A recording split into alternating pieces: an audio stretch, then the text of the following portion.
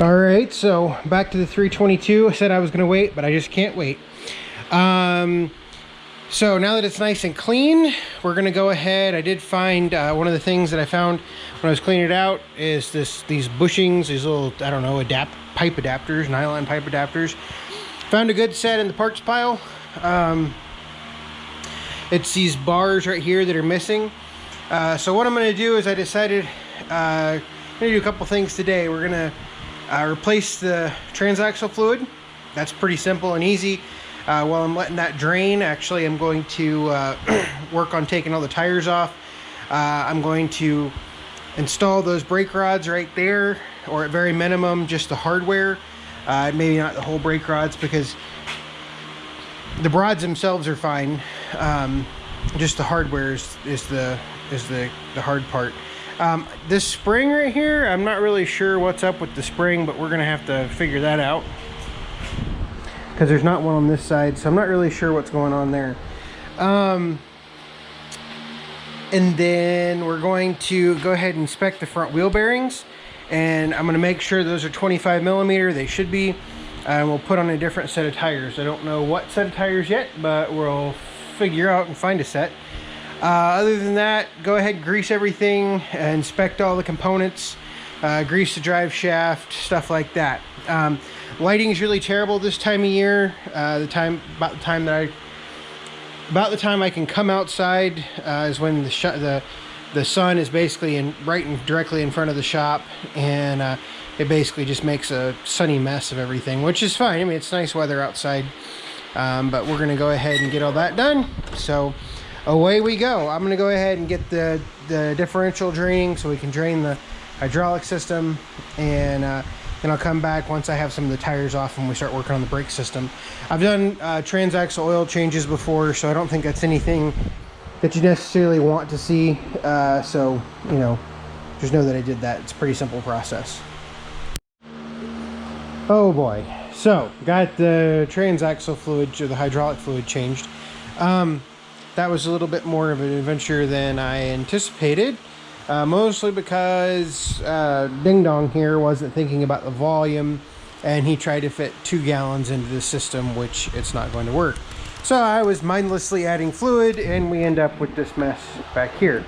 Everything came out fine, you know, no drips or anything there, but then, you know, add it back in, I completely spaced what I was doing, and I wasn't even thinking. But anyway, it's a little over full. It's right up there.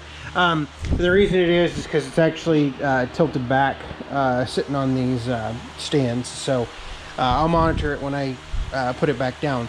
But the reason I'm doing this video is in the process of inspecting things and whatnot. If you look, looks like I've got. Oh man.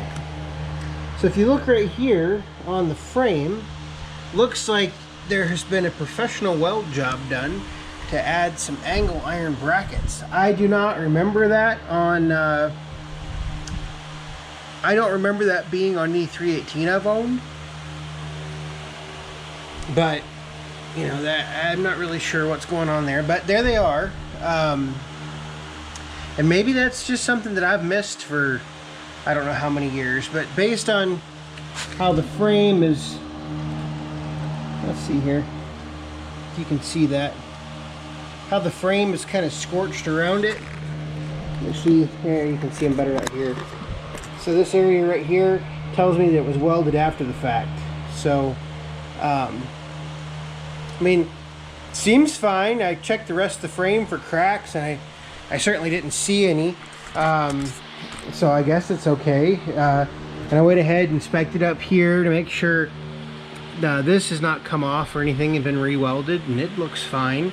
I do think this machine was used in the snow quite a bit based on the rust, but yeah, so just something interesting. I don't think it's necessarily a cause for concern, but it is definitely something worth noticing, and I had not caught that yet. So you know, a lot of times these frames broke, but it was on the earlier machines because they didn't have this bracket right here was a little too strong, and they had 2 shoulder bolts on there instead of 1.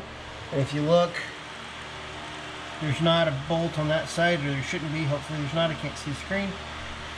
And so, and then on the early machines, I can't remember when they changed it, there were 2 bolts there that held that cross member to the pump, and oftentimes the frames would crack, the back frames would crack on the machines. So I don't know if this was just a cracking problem or just somebody reinforced it. The welds look really, really good. If you can see the welds in there. I don't know. I mean, it looks like a nice professional weld job. Certainly not anything I would be capable of. But anyway, now I'm going to go ahead and do the front wheels first, and then go from there. So I'll go ahead and get those off. Maybe do a video of me getting them off, but I'll get those off, and then we'll see if we can find a better set. Alright, so I got the tire off, and I'm going to go ahead and replace this brake rod right here. There was that spring that went back to here. I don't know if that spring was just designed to pull it backwards or what was going on there. But in order to do that, I need to take this hub off, which is probably, if anybody has ever worked on one of these machines, taking these hubs off is probably one of the most challenging things that you can do, because they just don't like to come off. So what you do is you have to get underneath the washer first.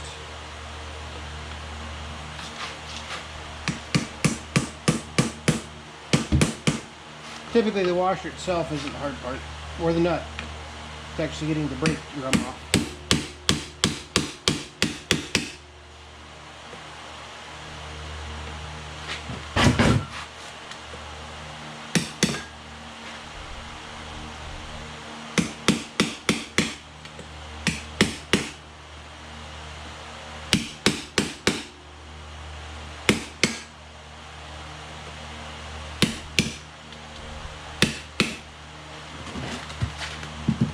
Probably one of the biggest things that I see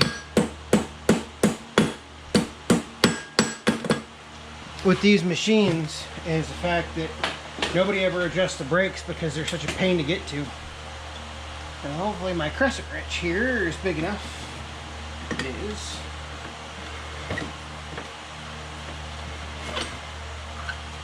Like I said, typically the nuts are not hard to get off.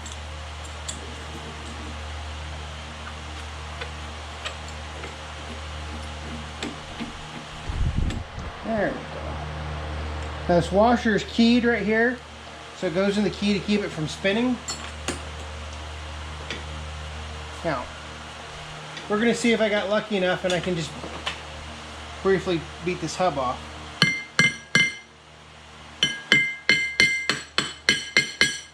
Nope. Alright, so let me set up a puller so I can pull it off. Alright, so yeah, we're going to have the inaugural use of the new 24-inch snap-on flex head ratchet with the snap-on 10-ton 3-jaw puller. I'm going to make sure everything looks right. I'm going to only grabbing a hold of... Alright. So everything's on there. I'm just going to kind of back up if it goes flying off.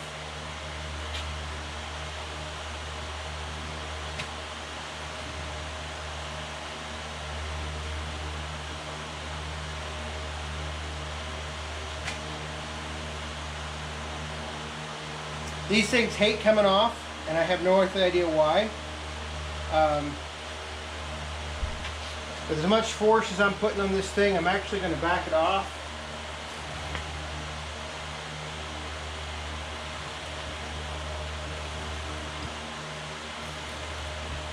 And I'm going to put the nut back on the wheel.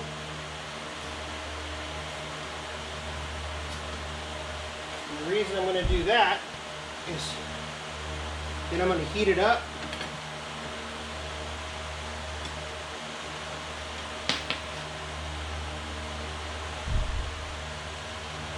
We're going to see if just a little bit of heat can pop it off.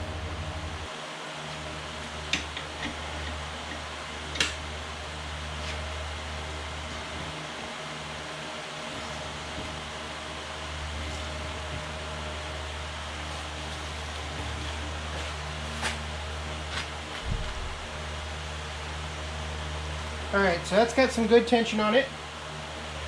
Make sure all of my jaws are correct.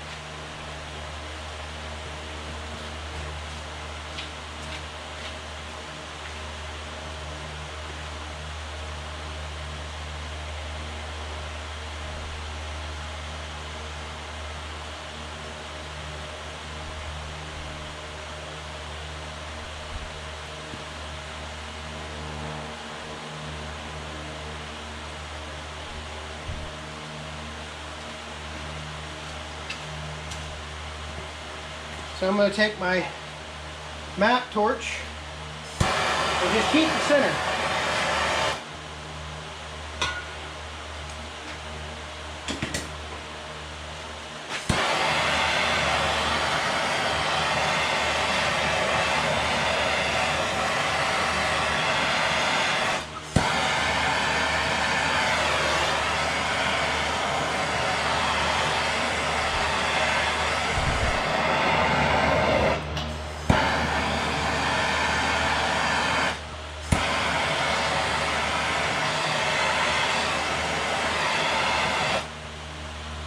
Okay, now that's heated up a little bit. We're going to take, it's got some tension on it. The nut's on here, make sure the nut is on there. We're going to take and tap it. Hoping that would break it loose.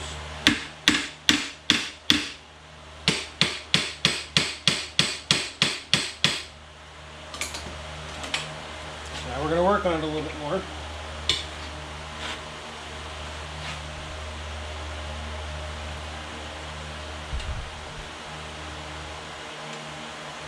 Oh, I think we're starting to move. Yep. It just didn't bust off all of a sudden. Normally that's what they do. There we go. And we broke it free. Now we're home free. It'll probably bind up again. Yep.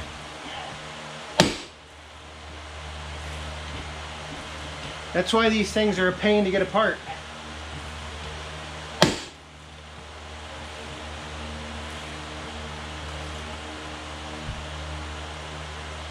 All right, let me finish getting the rest of the way off of here.